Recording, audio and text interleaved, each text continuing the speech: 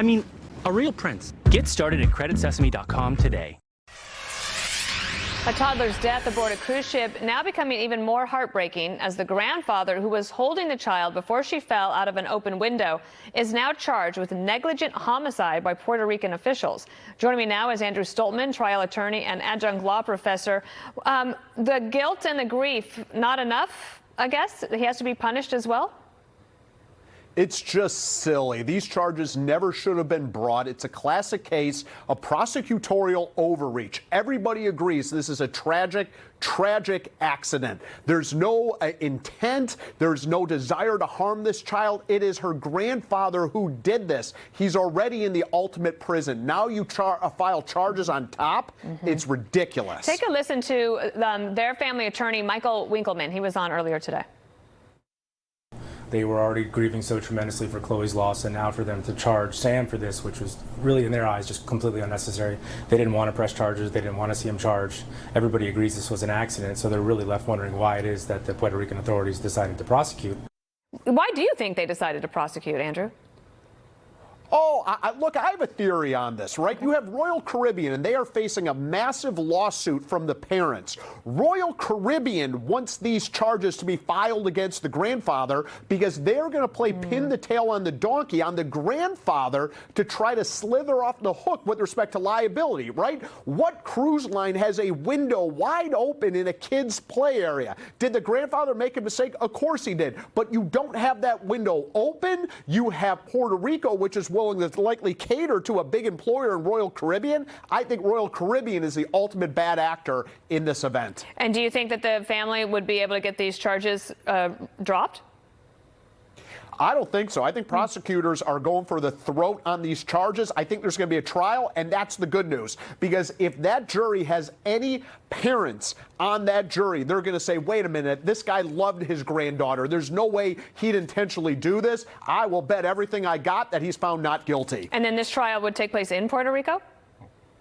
It will be in Puerto Rico, and it'll likely be a jury trial, yes. All right, Andrew Stoltman, if you'll stick around with us, we have another story we want to get to. There's a former Boston college student who allegedly urged her boyfriend to kill himself, and now she is charged with involuntary manslaughter in his suicide. Molly Line has this story for us from Boston. Molly?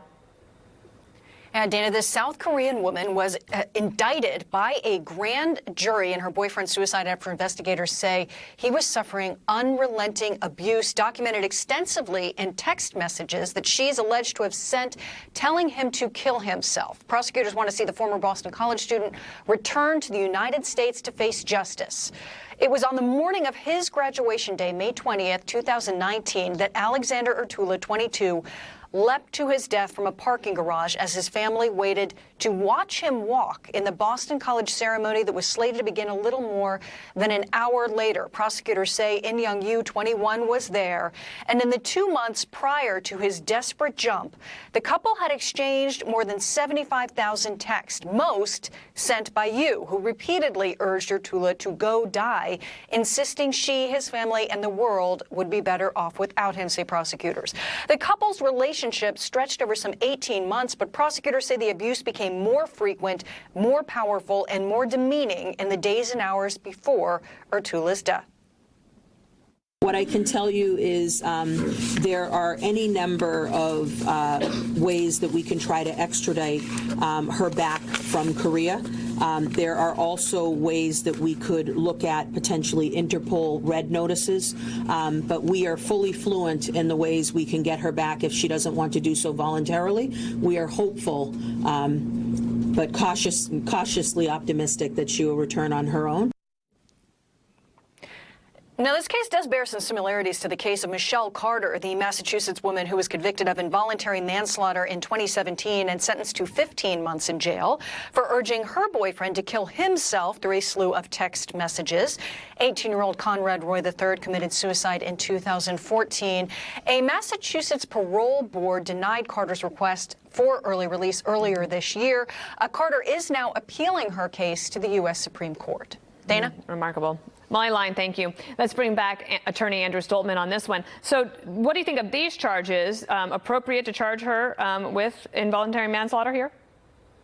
Yeah, absolutely. If what is alleged is to be true, or is believed to be true, what a wretched human being. I mean, you have the gold standard for evidence, right? You got text messages, you got emails. 75,000 text messages. 75,000 text messages, and over half of those were her allegedly encouraging him to kill himself, to do bodily harm. I mean, this is a wonderful prosecution. If these allegations are true, she deserves to go to prison, and she deserves to go to prison for a very long time. He committed suicide on the morning of his college graduation, on a day that should have been one of celebration for him and his family.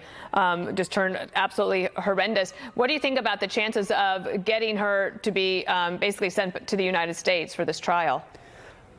Well, that's the $64,000 question, because the extradition is going to be very, very difficult. I don't think they're going to be able to get her back here, but if they do, and if this case is tried in front of a jury, this jury is going to hammer this individual, assuming those texts and emails actually exist. Do you think that the laws need to change at all to keep up with the new technologies? Like, this is there's a text message thing. There are these cases, and it seems like the courts are trying to play catch up.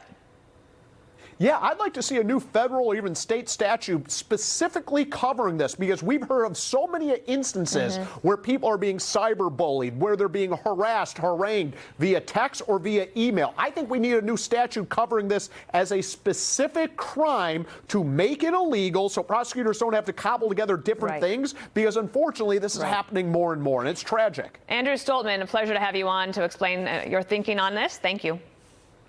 Anytime. Wildfires creating havoc in California, the flames forcing hundreds of thousands of people to leave their homes as forecasters warn there could be more danger. And we are on the ground with a look at the devastation as fires burn on both ends of the state. And as praise continues to pour in for this Special Forces canine involved in the raid that killed the leader of ISIS, we look at the work done to train and care for other military service dogs.